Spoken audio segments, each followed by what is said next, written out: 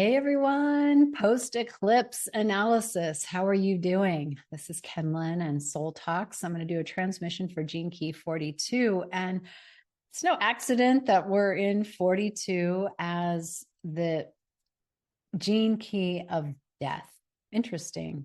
It's in the ring of life and death, but Gene Key 42 carries with it the codes that tell a cell or a cycle that it's finished, it's concluded. So it's known as the death gene key, whereas gene key 3 is the beginning of the cycle. It's the city of innocence. And interesting, the city for gene key 42 is celebration. That's beautiful. So we end in celebration. And we are ending and have ended a cycle. There's many cycles in astrology. We have the moon cycles and the new moon and the full moon. The moon moves the fastest. So we have those cycles that are reminding us monthly of the letting go and the calling in, the dark, fertile void, and then the fullness and richness. And always when we have full and rich, we then let go and we make space for something else. So our whole life is about cycles of death and rebirth. And 42 is a part of this process. It goes from the shadow of expectation and the gift of detachment, and I like to call it non-attachment, and to the city of celebration.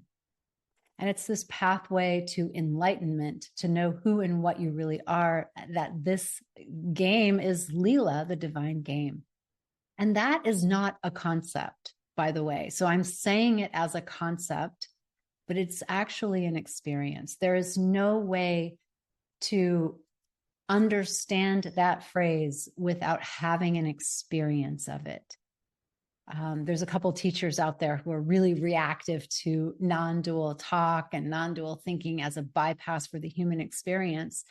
But the truth is, yes, that is true if you are conceptualizing it, but it's actually a legit experience. And maybe some of you have had that in plant medicine, or maybe in a Kundalini activation. And what comes with it sometimes is laughter. And that is the city of celebration, where you just bust out laughing because you just see through the whole game. I had a similar experience, and I just came back into my body as I went way out there. I came back into my body and I just started laughing.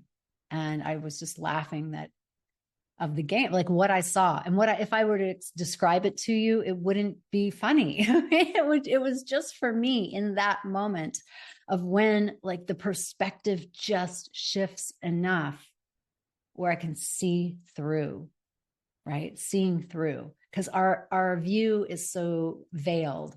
It's so dense. And that's really part of the work of the gene keys, is to help us kind of see through, orient our gaze to something that isn't under the clouds in this shadow band that we're living under. So let's talk about the shadow band of expectation, because it's a huge one. If you have this gene key book, which goes through the 64 codes, this is really good to contemplate. He says a lot of nuggets here that I won't cover, because it's already here. It's written for you. I like to do my own transmissions and weave it into the astrology of the moment. So expectation, I just went and watched the eclipse, but we got the weather forecast and it was supposed to be raining and cloudy.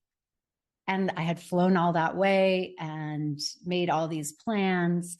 But one of the things I learned, and this is part of why I love being a mature person on a spiritual path, mature being age-wise, is that I just let go of expectations. And I knew that whatever it was going to be, and that my being upset by it wasn't going to change squat.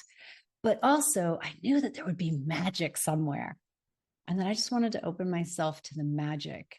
And I would shroud the magic if I were in a negative position or disappointed. And that's one of the gene key transmissions. If you're disappointed, your view becomes myopic because you're focused on that thing, which means you are mentally projecting onto that thing all these characteristics that thing itself does not have.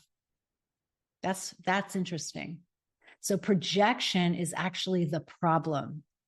The fact that we all have attachments is just the way it rolls here.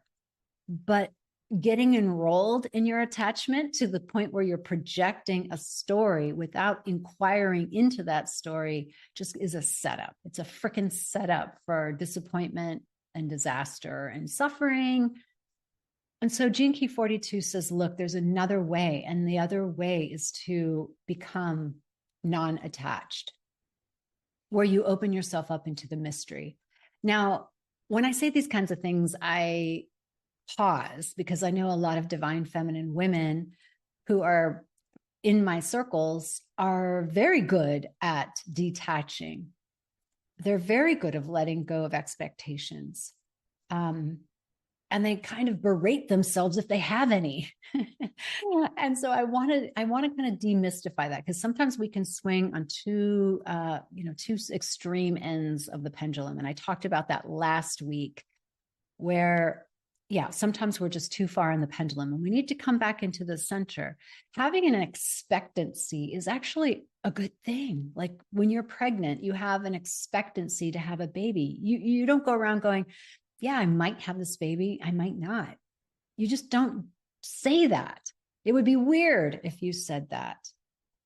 And if I heard you say that, I would be like, she's trying to shield herself from getting hurt.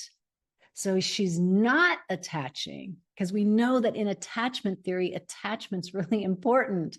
So she's not attaching, AKA not bonding, not getting emotionally invested because she doesn't want to get hurt, right? We can relate to that too. So sometimes our non-attachment comes because I don't want to get hurt. Well, that's not really non-attachment. That's just kind of saying like, I'm in shock. I don't want to play the game. But to really, in the Gene Key world, to play the game is to fully feel it, to fully feel your love, to fully feel the effect it has on you. You know, Mary Oliver's poem, to be human, you must be able to do these three things. I may have quoted this last week as well. To love what is mortal, to hold it against your bones as if your life depends on it. And then when the time comes to let go, to let go. And that's the prescription. And it's not simple. It is simple. It's not easy. It's not easy. But it's a yoga. It's what makes us human. And that's a beautiful thing. So we don't have to put our humanity aside to become these super spiritual people. No, that would be inauthentic.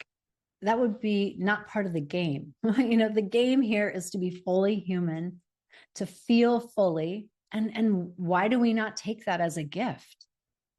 Because we don't have the contrast of having that taken away. What if we were a part of a different realm where we didn't have that contrast, where we couldn't feel things in our body? I think we would have a super deep appreciation. I mean, there's a lot of people who channel different entities or higher beings and say, like, some of those beings would like to be human.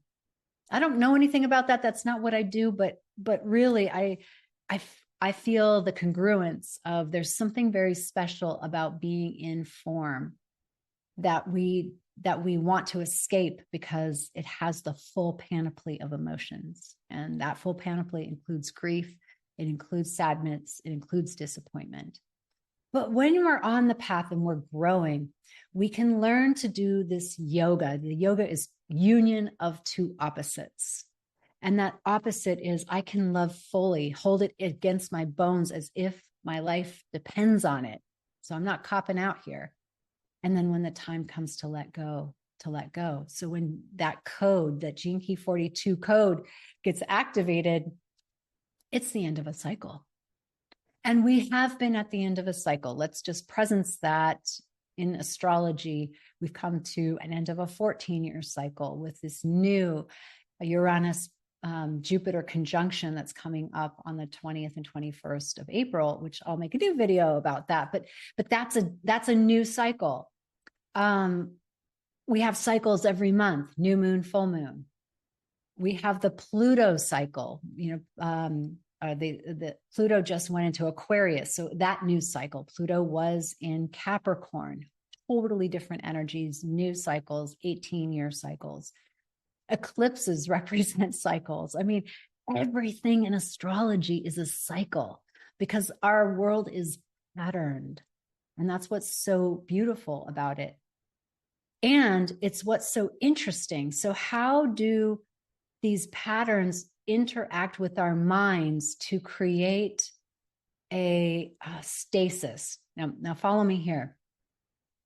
Part of Gene Key 42 is this cycles, and we have these cycles in our body. Every cell in our body has a cycle. So, like liver cells live for a certain amount of time, and then they shed, they die off, and new cells come into being. So we can say, I think generally we can say that like every 7 years, we're a totally different person. We have new cells. So why is it that if every 7 years we have new cells in our organs and in our like our spine, how straight and tall we stand, maybe in our hips, why do we continue to have the same problems decade after decade? Hold that thought there for the physical body. And then look at our patterns in life. Let's look at the patterns around money. I was thinking about this the other day because one of my friends, a couple of my friends are doing great things. And I was reflecting that when I met them over 10 years ago, they were doing the same thing. They were making money in the same way. They had the same relationship to money. Their abundance level has increased, but the way they live, what they have, and how they make their money is the same. And then I looked at myself and I was like, yep, my abundance level has increased, but it's the same pattern. So why is that? If life is always presenting something new, and that's where the new moon, that fertile void comes from nothing. So if we create from the past, we have a pattern.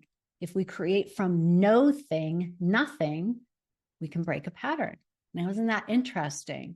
So it's got me contemplating, how do I break certain patterns that would change the dynamic itself, not just up level my abundance, which is beautiful, not just make it better, but really have a wholesale transformation. That's what the word transformation means, as opposed to the word change. Change in the work that we do means that I just leveled up or leveled down. You know, I changed my circumstance. But transformation has this quality that I stepped out of my circumstance into a new realm. That's that new moon, fertile void, no thingness. And I created from here. So I don't really have an answer for you. I'm just simply posing this as an inquiry, especially where we're going in the next 2 weeks. What a fascinating thing to contemplate as the portals and doors of our awakening open, and perhaps more Kundalini experiences, Uranus with Jupiter in Taurus, in the body, happen, we might be able to see through our patterns and how we have created our lives. Not that they're even like, we're not even looking for that better thing. It's to actually have a completely different experience of ourselves. That's what I'm going for. I think it's fascinating. And if it weren't in my mind already or weren't in my heart, then I wouldn't be thinking about it. But because it's here, it feels like it's something that's being asked of me to experiment with and to see how I can change my reality, even though the patterns are set in my DNA. Because our cells, and let's think of it imaginally too, our imaginal cells, our energetic cells, turn over every so often, like at least every 7 years. There are other parts of the body that turn over a lot quicker. And I think last year, that's really what I focused on in this transmission of Gene Key 42. So as we're in the death portal, releasing, we're going into a full moon.